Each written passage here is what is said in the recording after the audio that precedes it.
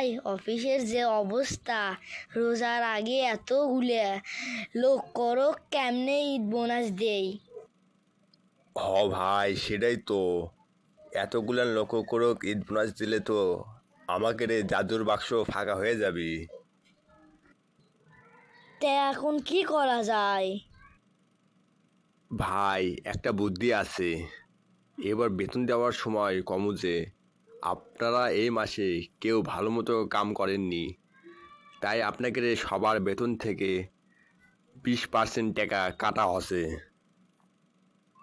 হ্যাঁ ভাই, ঠিক বুদ্ধি। আর যে 20% টাকা কাটা হচ্ছে সেটা থেকে 10% টাকা ঈদ বোনাস দেবো। হ্যাঁ ভাই, ঠিক ঠিক, আপনার বুদ্ধির তো জবাব নাই। এত বুদ্ধির জন্যই তো আমার মাথাটা আন্তর্জাতিক ফুটবল খেলার মাঠ হয়ে গেছে।